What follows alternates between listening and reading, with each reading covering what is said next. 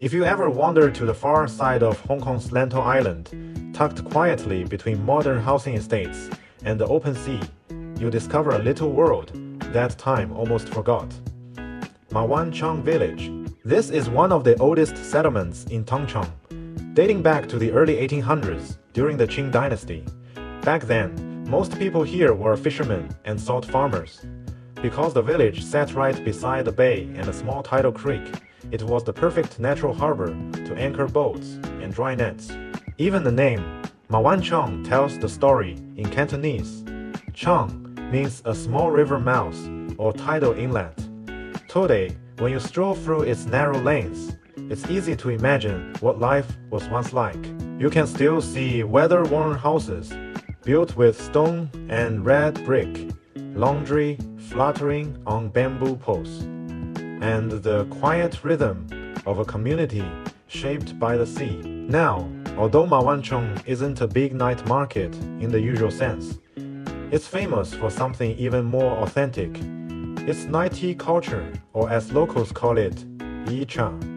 So, what exactly is night tea? It's an old-school Hong Kong tradition where tea houses stay open late, after 9 p.m., or even later, serving dim sum, noodles, and stir-fried dishes.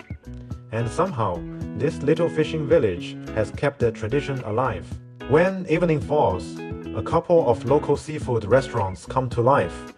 You can hear the clinking of teapots, the hiss of steamers, and laughter blending with the soft sea breeze. People sit back with a pot of hot tea or maybe a cold beer, chatting after a long day's work. It's relaxed, unpretentious, like a hidden fishing village canteen under the stars. Locals often say you come for the tea, but you stay for the warmth. Some describe it as the lost heartbeat of old Hong Kong.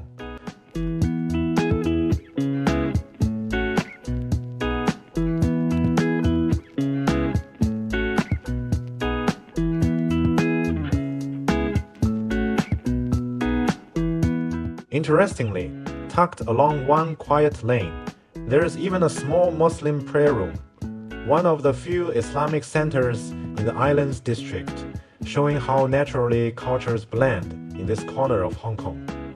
A few dozen families still live here today. Many houses have turned into workshops or rented flats, but older residents still follow the rhythm of the tides, watering plants in the morning, mending nets at noon, and gathering for tea at night. Their daily pace feels calm, almost poetic. Because of its traditional layout, ancient temples, and living food culture, Ma Wan Chung Village is now listed on Hong Kong's intangible cultural heritage record, a recognition of how the past quietly endures, even as modern life pushes forward. And speaking of change, the geography around Tung Chung has transformed completely. Up until the mid-20th century, Ma Wan Chung sat right at the water's edge, facing Tung Chung Bay. But in the 1990s, Hong Kong started the massive Tung Chung New Town Development Plan, aiming to support the airport and new highways.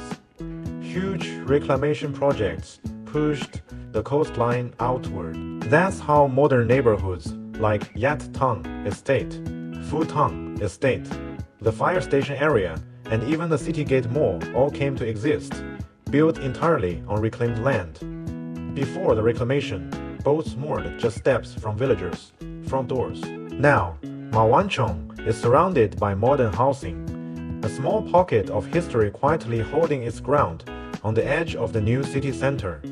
From here, you can literally walk to Yat Tong Estate in about 5 minutes. Yat Tong Estate itself is the largest public housing community in the island's district.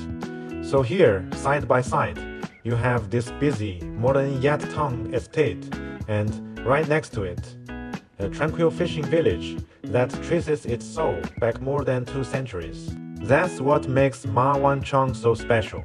It's where old Hong Kong and new Hong Kong literally share the same horizon.